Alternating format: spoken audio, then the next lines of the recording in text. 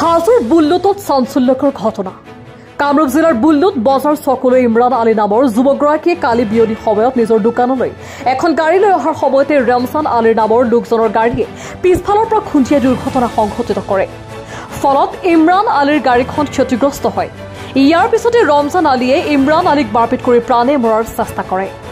তেনে সময়তে ঘটনাস্থলীত ইমৰান আলীৰ ককায়েক ইছমাইল আলী উপস্থিত হোৱা তেওঁকো ৰমজান আলীৰ সৈতে অহা যুৱক কেইজনমানে আক্ৰমণ কৰি প্ৰাণ নাশৰ চেষ্টা কৰে। ইতিমধ্যে ইমৰান আলীৰ গাড়ীখন ৰমজান আলীসহ তেওঁৰ লগত থকা দুৰ্বৃত্ত কেইজনে লুৰ ৰড লাঠিৰে কোবাই ক্ষতিগ্ৰস্ত কৰে। ইফালে ইমৰান আলীৰ ককায়েক ইছমাইল আলী আত্মৰক্ষাৰ বাবে চেষ্টা কৰাত চোকা অস্ত্ৰৰে আক্ৰমণ কৰাত গুৰুতৰভাৱে আঘাতপ্ৰাপ্ত হয়। বৰ্তমানে ইছমাইল আলী চিকিৎসাধীন হৈ আছে বুলি জানিব পৰা গৈছে। ইফালে ইমৰান আলীৰ গাড়ীৰ ভিতৰত থকা দোকানৰ বিক্ৰী নগদ 2 লাখ টকা লৈ যোৱাৰ অভিযোগ কৰিছে তেওঁৰ পৰিয়ালৰ লোকে। ঘটনাৰ সন্দৰ্ভত ইমৰান আলীৰ মাতৃ কলচুম বিবিয়ে হাজো আৰক্ষী থানাত এখন এজাহাৰ দাখিল কৰিছে।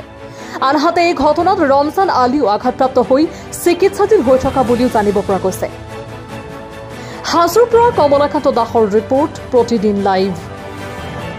হয়, আজি মই 4টামান বজাত মই ঘৰৰ পৰা দোকান খুলিব গা ধুৱাই 4টামান বজাত মই দোকান খুলিব যাই থাকোঁ। মই গাড়ীখন শিমেলি তলৰ পৰা ঘূৰাই মোৰ দোকানৰ ছাইডৰ দি লগাব খুজিছিলোঁ।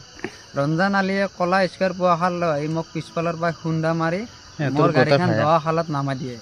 নামাই দি সিহঁতৰ ভাই ককাই গোটাইকেইজন মিলি দা বল্লাম লৈ মোক চুৰিৰে আক্ৰমণ কৰে। মোৰ ইয়াতে জখমো আছে। আৰু মই তেতিয়া অকলে থকাৰ কাৰণে মোৰ দাদা ইছমাইল আলীয়ে মোক আনিব গৈছিল। আনিব যাওঁতে সেয়াৰ গাড়ীখনো খুন্দাই খালত নামাই দিয়ে। তাৰপিছত আমি 10জনে পথাৰে পথাৰে ঘৰলৈ দৌৰোঁ।